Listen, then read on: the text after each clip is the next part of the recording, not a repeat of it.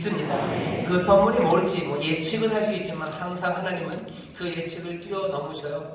저도 여기 설교를 준비하면서 우리 성도님들이 이런 말씀을 들었으면 좋겠다라고 생각을 하지만 늘 성령님은 그보다 풍성하게 충만하게 주십니다.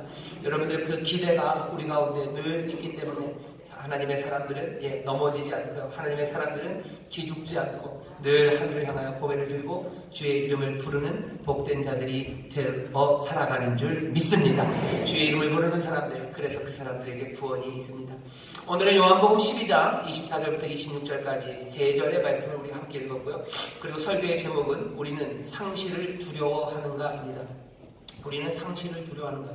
잃어버리는 것들을 두려워하는가? 잃어버리는 것들이 분명히 있죠. 여러 가지 것들을 잃어버립니다. 그리고 그것들 잃어버린 것들 앞에서 어떻게 살아야 될지 우리는 여러 가지 방편들을 만들어냅니다.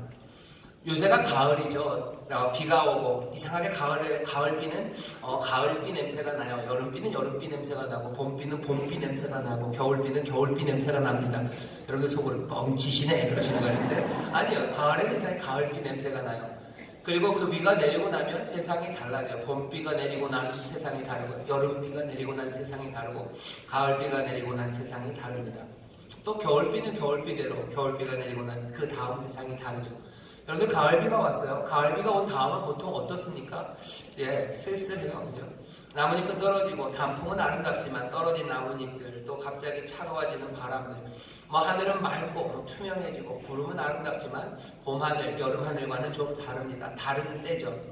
그래서 10월 이맘때, 오늘이 10월의 마지막 주일입니다. 10월 마지막 때가 되면 생각나는 사람이 있어요. 누구냐? 우우우우 하는 사람이죠. 이용미예요. 잊혀진 계절에서 10월의 마지막 밤을 늘 기억한대요. 말없이 떠나갔기 때문에 10월의 마지막 밤을 기억한다는데 저도 옛날까지 얼마 전까지는 이용씨가 생각이 났었어요. 근데 이제는 좀 달라요. 누가 생각나냐면 최백호 씨가 생각이 납니다. 사냥대 좋아하셔요? 최백호 씨 낭만에 대하여 이런 게 생각나요. 낭만에 대하여 이런 게 생각이 났는데 설교를 준비하면서 갑자기 떠오른 노래예요. 이것도 뭐지? 방송시에 시키지 않은 일을 하셨어요. 낭만에 대하여라고 노래가 생각이 나요.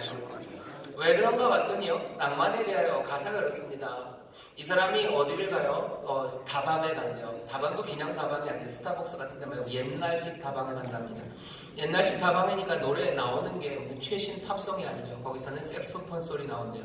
색소폰 소리 들려요. 거기서 한번 들어보래요. 색소폰 소리가 들리지만 들어야 되는 건 뭡니까?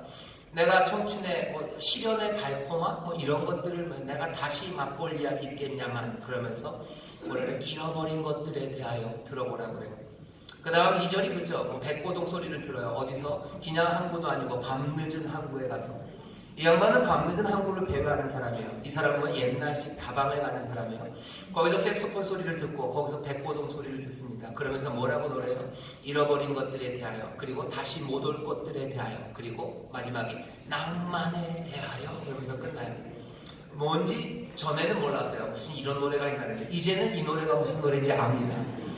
낭만이라는 걸로요. 낭만이라는 걸로 잃어버리는 것들. 어쩌면 이미 잃어버린 것 아니면 앞으로 이제 곧 잃어버릴 것들 그것들을 이겨내려는 시도들이에요. 그런 것들을 낭만이라는 이름으로 낭만으로 해요. 세상은 혼란하고 할 수 있는 일은 없어요. 뭘로 대처합니까? 낭만으로 대처해요. 그나마 낭만을 노래하는 사람들은 좀 낫습니다. 잃어버릴 것들, 상실 그리고 잃어버릴 것들 그런 것들을 보면서 사람들은 절망하기도 하고요. 낭만으로 이겨내지도 못해요. 그냥 절망 가운데. 아픔이 너무 깊어지면 낭만을 노래하기도 힘들어집니다. 가난해서 옛날식 다방에도 못 가면 그리고 밤늦은 항구 거기에 갈 건강마저도 없어지면 어디서 낭만을 찾아야 될지도 몰라요. 잃어버리는 것들 그리고 잃어버릴 것들이 많습니다. 그 많은 사람들의 그 앞에서 도대체 우리는 어떻게 살아야 될지 생각하게 됩니다. 나이가 많아서만은 아니죠. 요즘은 젊은이들이요. 어쩌면 이 낭만의 대화를 불러야 될지도 몰라요. 잃어버린 것들이 많고 그리고 잃어버릴 것들만 보이기 때문입니다. 오늘 본문에서 여기 잃어버린 것들과 그리고 잃어버린 것 앞에 선 사람 우리 예수님을 만납니다. 오늘 본문을 읽었는데 24절부터 26절까지 읽었는데요. 이 본문이 말해진 곳은 23절에 예수님이 그러셔요. 예수께서 대답하여 가라사대 인자의 영광을 얻을 때가 왔도다 그래요. 때가 왔대요. 그 시간이 왔어요. 인자가 영광을 얻을 때는 다를 때가 아닙니다. 높이 달리실 때요. 다른 말로 하면 죽을 때가 왔어요. 결정적으로 모든 것들을 잃어버리는 시간이고요. 그리고 잃어버리는 그곳으로 가는 그 시간이 왔다고 얘기합니다. 예수님은 그 잃어버리는 것, 생명까지도 어쩌면 다 사라지는 그 앞에서 도대체 뭐라고 말씀하시는지, 그리고 우리에게 뭐라고 또 격려하시고 우리를 인도하시는지 오늘 그 말씀을 들어볼 겁니다. 오늘 처음부터 생각해야 되는 건 뭐예요? 때가 왔어요. 이 때는. 여러분들, 예수님께서 왜 때가 왔다고 얘기하십니까? 근거는 두 가지예요. 요한복음 우리가 읽은 12장 제일 앞에 보면 마리아가 예수님에게 향유를 부어요. 12장 3절에서 향유를 붓습니다. 사람들은 그게 뭔지 몰라요. 하지만 예수님은 알아요. 나 장사 지내는 거, 내가 죽어서 이제 장사를 지내야 되니 그 장사 지낼 준비를 하는 거라고 예수님 말씀하셔요. 때가 왔어요. 내 모든 것을 잃어버릴 그 때가 왔음을 압니다. 우리가 읽은 본문 바로 앞에 20절에서부터 뭐가 새로운 일이 시작되는데, 거기 보면 헬라인들이 찾아왔대요. 예수님은 헬라인들이 찾아왔다는 이야기를 제자들로부터 전해 듣습니다. 그러고선 바로 하시는 말씀이 이제는 인자의 영광을 얻을 때, 이제는 내가 죽을 때, 내 모든 것들을 다 내어줄 때가 되었다고, 내 모든 것들을 어쩌면 잃어버릴 그 때가 되었다고 말씀하시는 거죠. 왜 헬라인이 왔는데 그 때가 온 겁니까? 예수님이 요한복음 10장에서 이미 말씀하셨어요. 나 목자는 양들을 위하여 목숨을 내어줄 거려, 내 생명을 내어줄 거려. 계속해서 생명을 선물로 내어준다고 하시더니 요한복음 10장 16절 17절 그쯤에 가면 지금은 양이 아니었던 사람들, 우리 바깥에 있었던 사람들, 그 사람들을 위해서도 내가 내어줄 거라고 말씀하셔요. 이제 그 우리 바깥, 유대인이 아니었던 헬라인마저도 이제 그 생명을 얻으러 옵니다. 그러니 어떻게 해요? 이제는 내어줄 때가 된 거예요. 그러니 예수님 말씀하시죠. 때가 됐어요. 인자가 영광을 얻을 때가 됐습니다. 오늘 우리가 읽은 24절부터 26절의 본문은 그 배경에서 예수님은 이제 그 때가 되었음을 압니다. 예수님은 그 때를 두려워하는가요? 아니면 예수님은 그때에 대하여 우리에게 뭐라고 말씀하시는지 그 본문을 오늘 24절에서 26절까지를 조금만 자세히 살펴보겠습니다. 24절에서 예수님이 말씀하셔 주시는 건요, 어떤 한 가지 사실입니다. 어떤 사실이냐면 예수님의 죽으심에 대한 가르침이에요. 도대체 예수님의 죽으심이 어떤 의미가 있는지, 이제는 내가 죽을 때가 됐다는 거죠. 내 죽음이 어떤 의미인지 너희에게 알려준답니다. 24절에 이렇게 돼 있어요. 내가 진실로 너희에게 이르노니 한 알의 밀이 땅에 떨어져 죽지 아니하면 한 알 그대로 있고 죽으면 많은 열매를 맺느니라 하래요. 내가 죽을 때예요. 그러니 뭐예요? 내가 죽으면 많은 열매를 맺는답니다. 내가 죽지 않으면 어떻게 돼요? 그냥 한 알 그대로 있어요. 하나 그대로 있다는 얘기는 모노스맨에 그냥 그거 하나 홀로 외롭게 남아있을 거예요. 예수님께서 죽지 않으시면요, 예수님 혼자 사실 겁니다. 왜? 생명의 주인이시기 때문에요. 길이요 진리요 생명이셔. 예수님이 사실 겁니다. 죽지 않아요. 그리고 또 죽지 않으면 홀로 사실 거예요. 하지만 예수님 말씀하셔. 이젠 때가 됐어요. 내가 죽을 때가 됐어요. 왜 죽어야 되냐고? 그리고 내 죽음의 결과가 뭐냐고? 우리에게 그 사실을 알려주셔요. 내가 죽으면 하늘의 밀이 떨어져서 죽으면 많은 열매를 맺는 것처럼 내가 죽으면 어떻게 된답니까? 많은 열매를 맺는데요. 많은 열매는 여기 요한복음에서요, 항상 어떤 의미로 쓰여졌냐면 예수의 사람들, 예수님께서 만들어 놓은 새로운 공동체, 그들, 그 믿음의 사람들의 삶, 그것들을 열매라고 얘기하시는 열매예요. 이건 다른 얘기 아닙니다. 더 간단하게는 예수님이 죽으면 어떻게 돼요? 지금 여기 함께 예배하는 우리들처럼 이렇게 많은 생명들, 많은 열매를 맺는데요. 예수님의 말씀이 사실입니까? 예, 사실입니다. 증거는 뭡니까? 여기 있는 저와 여러분이요. 예수님이 죽으셔서 여기 많은 열매가 있어요. 정말 그렇습니다. 예수님 말씀하세요. 내가 죽으면 많은 열매가 맺어질 거다. 32절에 보면 이런 말씀이 있으셔요. 내가 땅에서 들리면, 십자가에 돌아가시니까 내가 땅에서 들리면 모든 사람을 내게로 이끌겠노라 하시니, 그 이야기를 오늘 24절에서는 비유로, 농사의 비유로 말씀하시는 거예요. 이젠 때가 됐다. 내 죽음의 의미, 내가 죽음으로써 벌어지는 일들 다른 거 아니다. 내 죽음으로 이제 많은 열매들, 내 죽음으로 내 안에 있는 생명이 어떻게 돼요? 이 많은 사람들의 생명으로, 이 많은 사람들 안에 역사하는 생명으로 이제 더 풍성해질 거라고 예수님 말씀하십니다.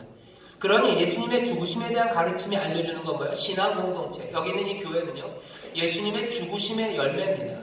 우리들은 다 열매들이에요. 예수님이 죽으심으로 맺어진 열매예요. 예수님이 죽으심으로 생명을 내어주심으로 함께 생명을 나누어 가진 사람들이 바로 우리들입니다. 우리 안에 있는 생명은 그래서 뭐요? 예수님 안에 있었던 생명이고요. 우리가 살아가는 삶은 그래서 예수님의 삶인 줄 믿습니다. 뭘 통해서? 죽으심을 통해서 그 일을 이루셨어요. 옆에 있는 분들에게 예수님이 죽으셔서 우리가 삽니다. 예수님이 죽으셔서 우리가 삽니다. 예수님이 죽으셔서 우리가 살아요. 신앙 공동체는 그래서 예수님의 죽으심의 열매고요. 사람들은 예수님의 죽으심을 통해 예수님께로 오게 되는 거고, 그래서 우리는 예수의 죽으심으로 새롭게 사는 사람들입니다. 예수님이 죽을 때가 됐다라고 하시면서 자신의 죽음에 대해서 설명하시는 거예요. 내 죽음, 이건 그냥 헛되이 사라져가는 것도 아니고 그냥 짓밟혀서 꺼져가는 촛불도 아니고 내가 죽음으로 모든 사람들, 많은 생명들을 만들어내는 그런 죽음이라고 제자들에게 설명을 하십니다. 오늘 우리는 그 얘기를 먼저 들어야 돼요. 예수의 죽으심이, 생명을 내어주심이 많은 생명을 만들어내요. 그 다음에 예수님이 말씀하십니다. 내 죽음은 그런 거야. 그러니 25절입니다. 인생은 어떻게 살아야 되는지 아니? 사람들이 삶에 대해서 어떤 태도를, 우리가 가진 생명에 대해서 어떤 태도를 가르쳐야 되는지를 가르치십니다. 삶의 원리예요. 삶은 이렇게 얻는 것이다. 생명은 이렇게 얻는 것이다 라고 가르쳐 주셔요. 두 가지 길을 얘기하십니다. 하나는 자기를 사랑하는 길이에요. 내 생명을 사랑하는 사람이 삶을 얻을 것 같죠? 예수님 말씀하십니다. 아니, 네 생명을 사랑한다고 해서 삶을 얻는 게 아니래요. 네 생명을 사랑한다면 오히려 네가 생명을 잃을 거랍니다. 왜 그렇습니까? 이런 이유 때문이죠. 내 생명을 사랑한다는 것은 예수님의 행동의 반대입니다. 예수님은 오히려 어떻게 하셨어요? 자기의 생명을 선물로 내어주셨지, 자기의 생명을 사랑함으로 붙잡고 있지 않으셨어요. 예수님은 내어주십니다. 선물로 내어주십니다. 자기의 생명을 사랑한다는 것, 그래서 예수의 삶의 반대가 되는 거예요. 예수의 삶의 반대되기 때문에 예수의 생명 바깥에 있습니다. 여기는 예수님의 공동체예요. 예수님의 생명이 역사합니다. 예수님이 행하는 것처럼 행하는 사람들. 하지만 자기의 생명을 사랑한다는 건 이것 바깥에 자신을 두는 거죠. 그러면 어떻게 됩니까? 당연히 그 밖에는 생명이 없어요. 아까 우리 찬양에 찬양했어요. 포도나무입니다. 포도나무 안에 붙어 있어야 돼요. 가지는 거기 붙어야 생명입니다. 떨어지면 생명이 없어요. 내가 내 생명을 사랑함으로 내 생명을 지킬 거라고 생각해요. 뭔가를 상실하고 그리고 뭔가를 잃어버리는 세대, 그런 때 내가 내 생명을 붙잡아야 된다고 생각합니다. 그런데 예수님 말씀하시죠. 아니 바보야, 뭐라고 얘기하는 거예요? 그렇게 되면 그 생명을 잃게 된다고 말합니다. 왜? 우리의 생명은 예수 그리스도, 그분의 생명을 받아 가진 것이기 때문에 그렇습니다. 자기의 생명을 사랑하는 것은 어리석어요. 삶은 어떻게 얻습니까? 그러니 자신의 생명을 사랑하는 게 아니라 이렇게 얻습니다. 이 세상에서 자신의 생명을 미워함으로 생명을 얻어요. 이 세상에서 자신의 생명을 미워함으로입니다. 이 세상에서 자신의 생명을 미워한다는 건 이런 뜻입니다. 예수님께 속했음을 선언하는 거예요. 요한복음 15장에 보면 15장 18절 19절을 제가 읽겠습니다. 세상이 너희를 미워하면 너희보다 먼저 나를 미워한 줄을 알라. 너희가 세상에 속하였으면 세상이 자기의 것을 사랑할 터이나 너희는 세상에 속한 자가 아니요 도리어 세상에서 나의 택함을 입은 자인 거로 세상이 너희를 미워하느니라. 세상이 우리를 미워해요. 왜? 우리가 세상에 속하지 않았기 때문입니다. 내가 이 세상에서 내 생명을 미워합니다. 왜? 내가 이 세상에 속하지 않았기 때문이에요. 내가 이 세상에 속하지 않았다는 건 누구에게? 예수님에게 속했다고 선언하는 겁니다. 예수에게 속해 있으니 그 포도나무 거기에 우리가 붙어 있으니 당연히 거기서 영생이라는 그분의 선물을 받게 됩니다. 삶은 어떻게 돼요? 내가 내 생명을 사랑함으로 삶을 얻는 게 아닙니다. 삶을 어떻게 얻는 거라고 가르치세요? 오히려 이 세상에서 자기의 생명을 미워하는 사람들, 그 사람들이 영생이라는 선물을 갖습니다. 다시 잘 생각하셔요. 상실의 때예요. 모든 것들을 잃어버리는 두려운 세상입니다. 난 여기서 어떻게 내 생명을 유지할까? 어떻게 내 삶을 풍성하게 살아갈까? 생각할 거예요. 거기에 사람들은 나는 내 생명을 사랑하고 내 생명을 꼭 붙잡아야지. 그래야 내가 살 것 같은데 예수님은 아니, 원리는 그렇지 않다.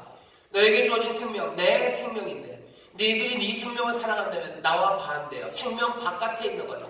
자기 생명을 사랑하는 사람들, 그 사람들을 잃을 거고, 오히려 이 세상에서 자기의 생명을 미워하는 사람, 예수님께서 자기의 생명을 내어준 것처럼 그렇게 내어주는 사람, 그 사람들 예수께 속했기에 영생을 얻을 거라고 우리에게 가르쳐 주십니다. 삶의 원리를 다시 한번 확인해 주셔요. 우리는 이 원리를 누구에게서 배울 수 있냐면요, 베드로에게서 배울 수 있습니다. 요한복음 보면은 베드로가 고백해요. 뭐라고 고백합니까? 13장 우리가 읽은 본문에서 조금만 넘어가면요, 예수님 앞에 얘기합니다. 예수님을 위해서 생명을 자기가 버리겠대요. 예수님이 이제 잡히고 십자가를 치러 그곳으로 간다니까요. 베드로가 한 말입니다. 아닙니다. 아닙니다. 내가 예수님을 위해서 생명을 버리겠다고 말해요. 하지만 어떻게 되죠? 베드로는 쉽게 배반합니다. 삶을 얻으려고 해요. 내 생명을 사랑합니다. 말은 내가 내놓겠다고 해요. 내 생명을 주님께 드리겠다고 해요. 하지만 자기 생명을 사랑하는 거죠. 그러니 배반합니다. 생명은 그렇게 얻어지는 게 아니에요. 나중에 요한복음 제일 마지막에 가면 베드로가 다시 한번 주님을 사랑한다는 고백이 드려져요. 그리고 섬기겠다는 고백이 드려지고, 그리고 그렇게 따라가기 시작해요. 그렇게 사랑하며 섬기며 따라가는 그 길은 어떤 길입니까? 베드로는 끌려가는 삶이 되었어요. 네가 젊었을 때는 네 멋대로 돌아다녔지만 너 이제 나이 들면 사람들이 네 허리춤을 잡고서 너를 끌고 다닐 거래요. 끌려갑니다. 내 생명을 사랑하는 게 아니라 끌려가는 대로 그냥 내어줍니다. 그 삶이 생명을 얻는 길이라고 우리에게 말씀하신 그대로 베드로는 그렇게 살아갔습니다. 생명이 어떻게 얻는 건지를 주님이 설명을 해주셔요. 자기의 죽음을 설명하고 어떻게 살아야 되는지를 말씀하셔요. 그리고 마지막에 26절에서 우리에게 이제 이 두려운 시간 앞에 선 우리에게 주님이 가르쳐 주시는 말씀이 있습니다. 이건 명령이에요. 그리고 가르치며 이렇게 행하라고 우리를 부르십니다. 예수님을 보통 자기를 따르라고 말할 때 공간복음에서는 그래요. 너희들 자기 십자가를 지고 나를 따르라. 그냥 거기까지만 말씀하십니다. 근데 오늘 요한복음은 좀 달라요. 너 어떻게 따라라 라고 가르치시고요. 그 뒤에 약속이 붙어 있어요. 어떤 약속입니까? 내 아버지께서 저를 귀히 여기신다는 약속까지 붙어 있어요. 왜 그러냐면 이건 좀 심각한 때이기 때문에 그렇습니다. 죽음을 앞에 놓고 하는 이야기이기 때문에 그렇습니다. 26절에서 예수님이 뭐라고 말씀하시는지 들어보겠습니다. 26절에서 명령을 주셔요. 이렇게 따르랍니다. 제가 읽어보겠습니다. 26절 한번 잘 들어보세요. 사람이 나를 섬기려면 나를 따르라. 나 있는 곳에 나를 섬기는 자도 거기 있으리니 사람이 나를 섬기면 내 아버지께서 저를 귀히 여기시리라. 사람이 나를 섬기려면 어떻게 한대요? 나를 따르라 말씀하세요. 나를 따르라. 사람을 예수님을 섬겨요. 예수님도 우리를 섬기셨어요. 예수님은 우리를 어떻게 섬기셨습니까? 사랑 안에서 자기의 생명을 우리에게 선물로 내어주심으로 섬겼어요. 내가 섬긴 것처럼 너희도 나를 섬기려면 어떻게 해야 됩니까? 나를 따르래요. 나를 따르래요. 내가 사랑한 것처럼 너희도 사랑하래요. 내가 섬긴 것처럼 너희도 섬기라고 부르셔요. 예수님은 어떻게 섬기셨는데요? 생명을 내어주면서 섬기셨어요. 예수님은 어떻게 사랑하셨습니까? 겸손하게 생명을 선물로 내어주시며 사랑하셔요. 그렇게 사랑하며 나를 따르라 얘기합니다. 여기까지 우리가 들어봤단 말이에요. 오늘 주목해야 되는 건 이겁니다. 어떻게요? 내가 가는 곳까지.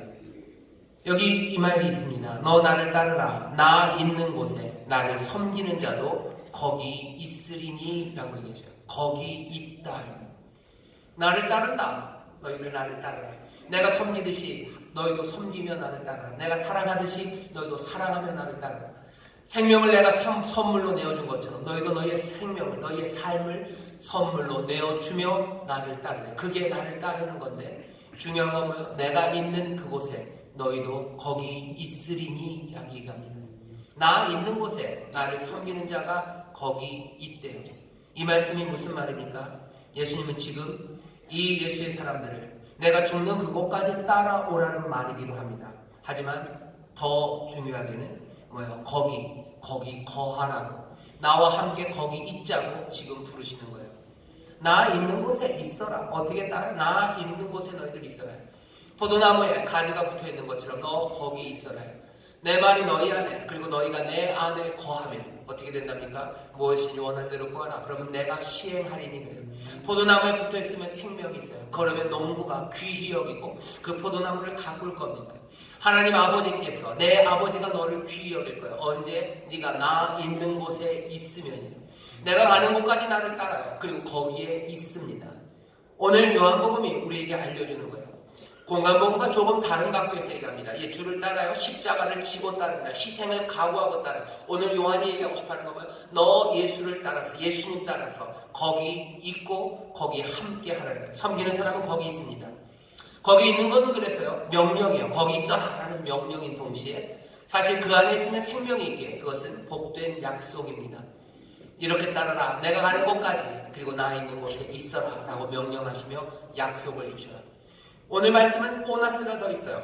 뭐 아까 말씀드렸죠? 어떤 보너스입니까? 약속하셔요. 하나님이 귀히 여기시고 하나님이 존귀케 하시고 하나님이 영화롭게 하신다. 요한복음에서 누군가 사람을 하나님이 존귀하게 하신다는 말은 여기 하나입니다.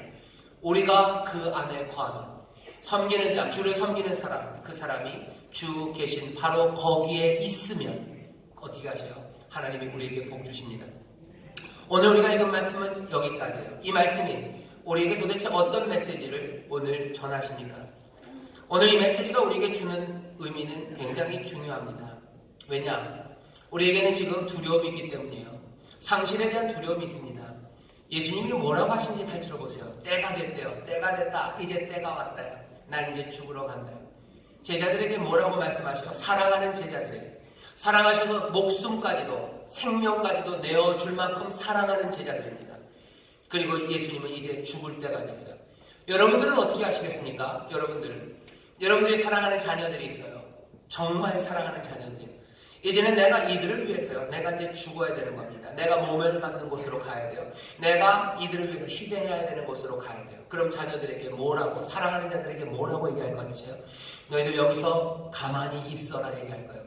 너 여기 가만히 있어라. 아빠가 알아서 하고 올게. 기다려라 할 거예요. 기다려라. 아빠 간다. 잠깐만 기다려. 내가 끝내고 올 테니까. 아이들을 앉혀놓습니다. 전철역 같은 데 앉혀놓죠. 그냥 앉혀놓기는 그래요. 그러니까 뭐 하는 거예요? 사이다라도 하나 줘야 돼요.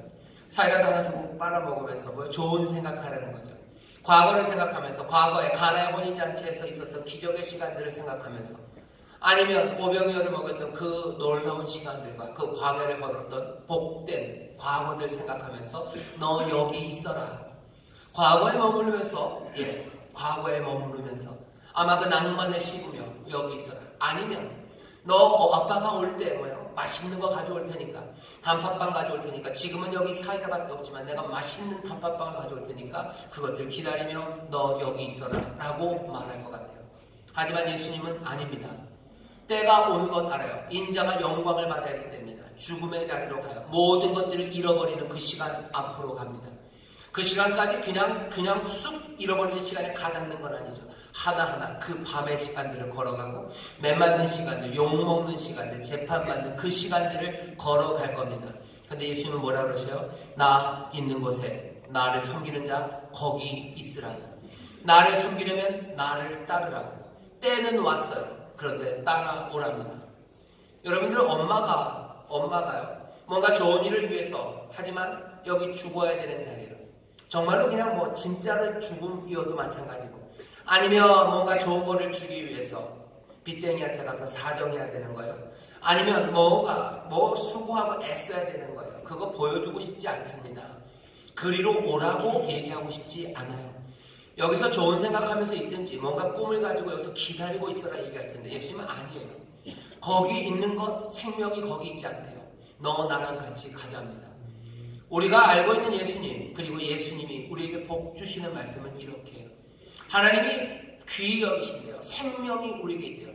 우리가 배운 사실들은 뭡니까? 예수님이 죽으심으로 우리에게 생명이 넘치기 시작해요.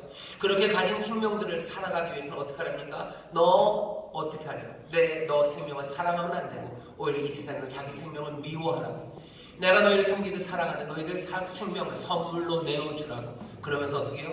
나를 따라오라고 하셔요. 나를 따라와요. 상실의 시대입니다. 많은 것들을 잃어버릴 것 같은 두려움이 우리 앞에 있어요. 그 두려움에서요, 예수님이 말씀하십니다. 그 두려움 가운데로 같이 가재, 나를 따라오라고 지금 말씀하시는 겁니다. 예수님 우리에게 원하시는 거 하나요. 그저 나 있는 곳에 있어요. 내가 가는데 너 그냥 가자 하시는 거예요. 우리가 기대하는 바는 뭡니까? 우리가 기대하는 바, 나는 예수님을 따라갈 거고 나는 그가 가는 곳, 그곳에 갈 뿐이에요. 예수님은 어디 계십니까? 어디 계시긴 어디 계십니까? 지금 여기 계신 거예요. 지금 여기에요. 여러분들 많은 사람들이요, 상실의 시대 아니면 두려움의 시간들을 보면서 해결하려는 방법들이 둘 중에 하나입니다. 하나는 과거로 가는 거예요. 과거에 머물렀는지 아니면 미래입니다. 미래의 꿈들을 가져다 놔요. 미래의 꿈을 가져다 놓고 그걸 따라가면 지금의 어려움을 이겨낼 수 있을 것 같아요. 예, 그런 방법이 통합니다. 하지만 재밌는 건 뭡니까? 미래 그리고 과거 그것 둘을 이야기하지 않으셔요. 예수님이 원하시는 건 뭐예요? 너 나 있는 곳에 너도 있으려. 그 아픔의 자리 거기 있답니다. 왜? 예수님도 거기 계셔요. 왜? 거기서 생명을 나눠주셔요. 거기서 몸을 깨뜨리시는 거예요. 예수님의 십자가가 저 미래에 있지 않습니다. 예수님의 고난의 길이 어디 멀리 있는 거 아니에요. 우리는 뭐예요? 이 현실, 지금 여기 이곳에 있는 겁니다. 예수님이 말씀하시는 거 보면 도망가지 말아요. 도망가는 거 그거 포기해버려요. 많은 사람들은 다 새로운 곳에서 출발하고 싶어요. 그쵸? 무슨 축구할 때 페널티킥을 쏴도요, 심판이 어디다 놔주면 꼭 거기다 놓고 안 차요. 꼭 옆에다 놓고 차죠. 다른 곳에 놓고 시작하고 싶어요. 내 삶도 다른 곳에 시작하고 싶어요. 뭔가 과거, 미래, 뭐가 됐든지 지금 말고 다른 것들을 우리는 꿈꿉니다. 상실의 시대예요. 어려움의 시대예요. 내가 이게 배 아프고, 아니 배가 아픈 게 아니라 몸이 아프고 내가 가난해요. 내 생각, 내 시작이, 내 현실이 이게 아니었으면 좋겠어요. 그러니 과거를 생각합니다. 펄펄 날아다니던데 내 사업이 망하지 않았을 때 그것들 생각하며 어떻게 해요? 이 시간을 살려고 해요. 마음은 저기가 있어요. 하지만 그러면 어떻게 됩니까? 이 시간은 왜곡되기 시작해요. 왜? 나는 과거를 따르는 거지. 여기 있는 예수님을 따라, 여기 있는 이 생명의 인도하심을 따라 살고 있는 게 아니기 때문이에요. 어떤 사람들은 미래의 목표를 잡아놓습니다. 그리고 그 미래의 목표 그것 따라 살아가요. 미래의 목표를 따라가라고 그러지도 않고 과거의 향수에 젖어서 살라고 하지도 않았어요. 예수님은 뭐예요? 생명을 얻는 방법 하나입니다. 나를 섬기는 사람들, 나 있는 곳에. 생명은 어디예요? 자기 생명을 사랑하는 사람이 아니라 이 세상에서 자기의 생명을 미워하는 사람들. 예수님이 섬긴 것처럼 그렇게 생명을 선물로 내어주며 섬기고 사랑하는 바로 이 현실, 여기에 생명이 있는 거지. 미래에도 그리고 과거에도 있는 게 아닙니다. 사람들은 상실을 두려워해요. 그래서 어쩔 줄 모릅니다. 오늘 예수님 말씀하신 때가 왔어요. 때야. 이제 아플 시간들입니다. 이제 어쩌면 그것들이 아주 뻔하게 앞에 보입니다. 그런데 어떡하라고요? 너, 나 있는 곳에 나를 섬기는 사람, 너희도 같이 있기를 원한대요. 사실은 그건 복입니다. 왜? 주 안에 있는 사람들이 복이 있는 거예요. 복된 자리로 부르시는 거예요. 도망가지 마세요. 여기 있으세요. 이게 하나님이 그리고 우리 주님이 주시는 복입니다. 우리를 인도하시며 내 삶에 도망가고 싶은 거 많아요. 과거로 도망가고 싶고요. 미래로 도망가고 싶습니다. 미래의 목표 하나 만들어 놓고 그냥 그것 따라 살아가고 싶어요. 그러면 어떻게 돼요? 여기 있는 이 삶은 예수님 그리고 그 주님 그리고 주님을 사랑하며 섬기는 그 삶이 아닌 게 되기가 너무 쉬워요. 예를 들어볼까요? 여러분들 우리가 아프고 힘들고 가난합니다. 그러니 목표를 세워요. 목표는 뭐예요? 우리 집에 지금 반지하 방 2칸짜리 집이에요. 내 삶의 목표는 10년 안에 강남 입성입니다. 그 목표가 생기니까요, 삶이 두렵지가 않아요. 삶에서 뭔가 소망이 생겨요. 그리고 뭔가 살아가기 시작합니다. 하지만 그 목표는 흔들리지 않죠. 흔들리지 않는 목표예요. 왜 안 흔들려요? 미래에 있는 추상적인 거기 때문에 흔들리지 않습니다. 흔들리는 건 현실이지 미래는 흔들리지 않아요. 여기 있는 이 현실에 흔들림 없이 이거가 두려워서 흔들리는 세상이 두려워서 이 냄새나는 이 현실이 두려워서 미래를 갖다 놓고 살아가기 시작해요. 그러면 어떻게 됩니까? 여기서 생명을 나눠주는 일, 그 일은 이루어지지 않아요. 그리스도 안에서 살아가는 삶은 이루어지지 않습니다. 강남 입성이라는 10년의 목표를 두기 위해서 인색하게 살아야 돼요. 무리하며 살아야 됩니다. 애들 얼굴 못 보고 살아야 됩니다. 때로는 악독하게, 때로는 거짓에, 아니면 때로 오만한 일에, 때로는 내 생명을 갉아먹는 일에, 아니면 거짓에 참여하는 일까지 하는 거예요. 요행을 바라면서 뭔가 해야 됩니다. 결국 바라는 건 그것 따라가는 거지. 예수 안에 거하는 삶은 아닙니다. 이 안에 하나님께서, 주님께서 우리에게 주시는 평안과 기쁨과 그리고 여기 생명이 있다고 하는데 이 두려움 때문에 상실을 두려워하며 사람들은 미래 그것들을 따라가요. 미래의 목표들을 따라가요. 아니면 과거의 향수를 따라갑니다. 전에는 그랬어요. 그것들로 이 현실을 살아가려고 해요. 예수님은 굉장히 역설적이고 그리고 어쩌면 우리를 떨리게 하는 현실 앞에 그대로 따라가자고 얘기합니다. 여기 내가 있다는 거예요. 그 십자가 아래, 그 겟세마네에, 거기 그 아픔의 길에, 그 언덕에 나와 함께 있잖아요. 나를 섬기는 사람들 나와 함께 있자. 거기 같이 있자고 지금 말씀하시는 거예요. 예수님께서 사는 곳 함께 머무는 삶, 예수님의 무력한 그 죽음까지도 함께 하는 삶. 왜? 지금은 때가 온 시간이기 때문입니다. 영웅적으로 살아가는 것? 아니요. 그런 거 바라지 않으셔요. 뭔가 기대와 목표? 아니, 그것도 바라지 않으셔요. 과거로 회개하는 거? 그것도 바라지 않으셔요. 예수님 바라시는 거? 우리에게 요구하시는 거 뭐예요? 예수님 있는 그곳, 그곳으로 가고 있는 그곳, 거기에 거하기를. 예수님이 섬기는 것처럼 그냥 섬기고 사랑하는 것처럼 그냥 사랑하고 어디서? 지금 여기서 그 일을 행하랍니다. 그러면 아버지가 존귀케 하신대요. 거기에 생명이 있답니다. 지금 있는 내 모습들을 비하하는 사람들이 있어요. 과거에 멈춰지면요, 지금의 이 문제를 해결 못해요. 그러니까 과거를 바라봅니다. 과거를 바라보면서 지금의 나를 비하해요. 지금의 나를 괴롭혀요. 지금의 내가 못났어요. 내 기쁨 평안을 지금 누려야 되는데, 아니, 내 미래를 위해서 모든 것들을 다 희생해버립니다. 그러니 여기는 기쁨도 없고 평안도 없어요. 많은 사람들은 여기 말고 다른 곳으로 출발하려고 합니다. 물론 현실에 안주하라는 말은 아니에요. 하지만 우리가 살아가는 삶은 여기 있어요. 예수님은 분명히 아십니다. 그리고 거기 함께 하신대요. 그리고 나와 함께 가자고 지금 말씀하시는 겁니다. 사람들이 하기 어려운 건 다른 거 아닙니다. 지금 이 순간을 감내하는 거, 그게 어려워요. 미래를 꿈꾸면서 달려가는 거, 그거 쉽습니다. 목표를 하나 딱 정해주고 달려가라고 하면 별별 일을 다 해도 흔들리지 않아요. 하지만 이 현실, 여기에 주저앉아 있으라는 거, 여기에서 사랑을 나누고 여기에서 삶을 선물로 내어주라는 거, 여기서 그리스도 안에 거하라는 거, 그건 정말 어려운 일입니다. 현실이 좋다고 위장하지도 않아요. 지금은 행복하다고 억지로 웃지 않아요. 울면 우는 대로, 가슴 아프면 아픈 대로, 아프면 아픈 대로, 냄새는 냄새대로 다 맡아갑니다. 그러면서도 어떻게 해요? 생명을 나누는 거예요. 그러면서도 삶을 선물로 내어주는 겁니다. 이런 거는 떨리는 일입니다. 떨려요. 이게 될까? 이게 될까? 주를 따르는 일은 늘 그렇습니다. 경외하고 떨며 하지만 기뻐하는 것. 그것이 주님 안에서 살아가는 길입니다. 여러분들 기억하십시오. 지남철이 있어요. 어디 책에서 읽은 말인데 지남철이 있어요. 북극을 가르치죠. 지남철은 북극을 가르칩니다. 하지만 북극을 가르치는 모든 지남철들은요, 다 떨려요. 다 떨립니다. 만약에 이 지남철이 떨리지 않고 북극을 가르칠 수가 없어요. 만약에 이 지남철이 떨리지 않으면 그건 뭐예요? 고장난 지남철입니다. 현실은 늘 떨리는 거예요. 진리를 향해 가고 그 안에서 살아가는 삶은 늘 떨립니다. 흔들리지 않는다고? 아니요, 흔들립니다. 주님도 땀방울이 핏방울이 되도록 기도하시며 떨며 가시는 길이에요. 사랑으로 생명을 내어주는 건 그런 겁니다. 하지만 사실 거기에 대해서 두려움만은 아니에요. 이게 염려와 두려움만은 아닙니다. 그 대신 이건 뭐예요? 기대로 떨려요. 그리고 뭐예요? 간절함으로 떨립니다. 말씀 안에 거하는 삶, 거기서 살아가는 일상이 예수의 사람, 그리고 예수의 사람답게 살아가는 그 모습들, 몸부림치지만, 그리고 늘 실패하는 곳에 있는 것 같지만 끊임없이 예수가 섬기고 예수님이 살아가는 것처럼 내 생명을, 내 삶을 내어주는 사람들, 그렇게 함께 거하자입니다. 이 말씀이 어떻게 적용될지 잘 이해가 안 되시면 두 가지만 말씀드릴게요. 하나는 교회입니다. 다음 달이 되면 우리 교회 창립 35주년이 되는데요. 교회를 보시면 굉장히 부족한 게 많습니다. 부끄럽기 짝이 없는 게 많죠. 하지만 그렇다고 해서 더 나은 교회의 목표 하나를 잡아놓고 우리 교회 성도가 10만이 될 걸 꿈꾸고서 그것 붙잡고 달려가는 그럴 생각은 없습니다. 10만이 된다는 목표를 딱 잡아놓으면 우리가 모두가 다 열심히 하겠죠. 그죠? 10만을 모으기 위해서 뭔가를 하겠죠. 하지만 예수님께서 뭔가 대단한 목표를 놓고 달려가라고 얘기하신 적이 없어요.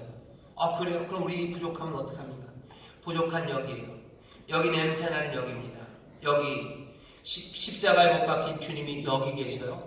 여기에 부족한 사람들과 또 가난한 사람들, 여전히 못나고 여전히 말씀 앞에서 어쩔 줄 모르는 떨리는 사람들과 함께 여기서 생명을 서로 나누는, 내가 받아가진 생명과 삶을 서로 나누며 우리는 여기서 기도하고 그리고 여기서 주님과 함께합니다. 교회는 그렇게 변화되어 갈 거예요. 집도 마찬가지입니다. 가정도 마찬가지예요. 내 가정이 어떻게 불안하죠. 내 가정에 잃어버릴 게 많아 보이죠. 내 가정에 뭔가 든든한 사람이 있었으면 좋았을 텐데 내 아이가 수능 시험 성적이 별로 좋을 것 같지 않고 내신 성적이 내신이 한 1등급쯤 되면 괜찮을 것 같은데 내신이 별로 좋지 않아요. 그러니 어떻게 합니까? 상실을 두려워하는 시간들이 오는 거예요. 내 남편의 건강이 별로 좋지 않아요. 내 남편이 다니는 아니면 내가 다니는 회사의 전망이 별로 좋지 않아요. 어떻게 해야 됩니까? 떨리는 그 시간들이. 이 삶의 현장, 내 그 가정에서 어떻게 해야 됩니까? 뭔가 다른 목표들을 잡아요. 우리 남편이 그러니 나는 무슨 부업을 해서 토끼눈을 하루에 3,000개씩 붙여서 뭘 해야 되겠다. 그러면 뭔가 삶의 계획이 있을 것 같습니다. 하지만 생명은 거기서 아니에요.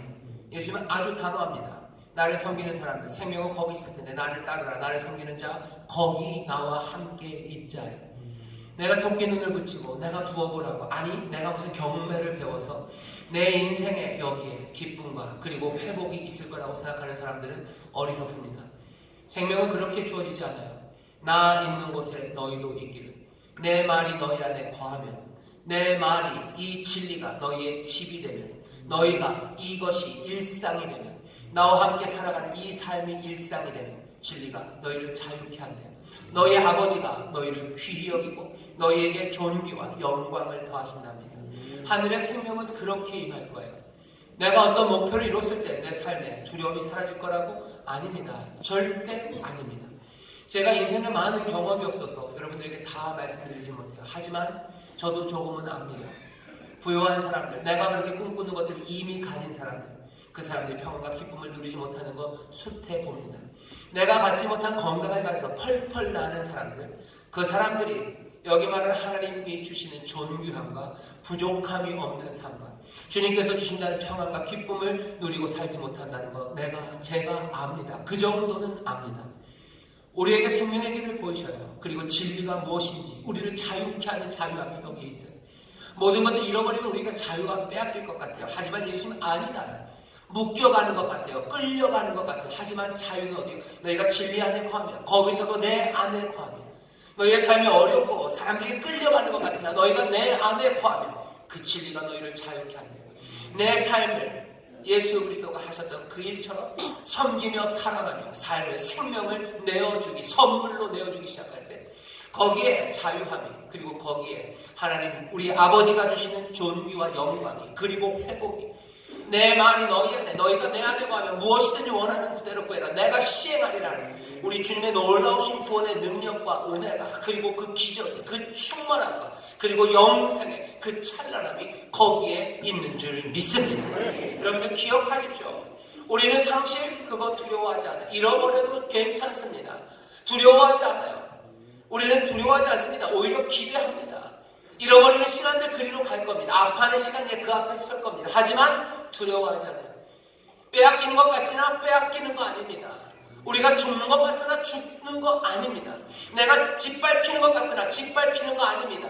내가 죽는 것 같으나 오히려 많은 열매를 맺는 24절에서 뭐라 그러십니까? 내가 죽는 거 하나의 미랄에 떨어져서 그냥 있으면 죽지 않으면 그냥 하나의 그대로 홀로 살 거야. 모노스맨에 혼자 있겠으나 내가 죽으면 많은 열매, 많은 생명이 풍성해진다고 말씀하시는 거예요. 두려워하지 마십시오. 여러분들 어쩌면 그 상실에 대해서 두려움 대신에 기대하기 시작하십시오. 왜? 주가 우리와 함께 하시고 우리는 주가 거하는 그곳에 함께 거하며 주께서 행하신 것처럼 이 세상에서 우리는 그 생명을 우리의 생명을 미워하면서 예수께 속한 사람들답게 우리의 생명과 삶을 선물로 계속해서 내어주며 살아갈 겁니다. 교회 그렇게 될 겁니다. 내 가정 그렇게 될 겁니다. 내 삶, 내가 있는 곳 어디든지 그곳이 두려움의 때가 왔다고 생각하는 그 시간에 여러분을 두려워 마시고 주님이 거기 함께 하십니다. 나도 주와 함께 할 겁니다. 주가 섬기듯이 나도 섬길 거고 주가 사랑하시듯이 나도 사랑할 겁니다. 거기에 하나님의 생명이 하나님의 존귀하게 하시는 역사가 넘쳐날 줄 믿습니다. 지금 여기 주가 우리를 도우시니 두려워할 게 없는 줄 믿습니다. 주가 우리와 함께 하시니 놀라워할 게 없을 줄 믿습니다. 기도하겠습니다. 하나님 아버지 감사합니다. 주가 우리와 함께 하시니 두려울 것 없습니다. 주가 우리와 함께 하시니 놀랄 것도 없습니다. 주가 우리를 인도하시니 즐거움으로 나아갑니다. 주가 계신 그곳에 우리도 있을 것이오니 늘 주가 행하신 대로 섬기며 주가 행하신 대로 살아가며 나아가는 하나님의 자녀들 되게 하여 주시옵소서. 지금 여기 낮은 곳 냄새나고 아버지 못난 사람들만 같고 아무 전망도 없는 것 같고 아버지 하나님 상실의 때 앞에 서 있는 것 같으나 주여 주가 여기 계시오니 주여 우리로 주와 함께 거하게 하여 주시옵소서. 주여 생명의 포도나무에 붙어있게 하시며 진리의 말씀 안에 거하게 하시며 날마다 한 걸음 한 걸음 주께로 더 가까이 나가는 이들 아버지 하나님 약속하신 그 말씀 그대로 주여 하늘아버지시여 이들을 존귀하게 만드시며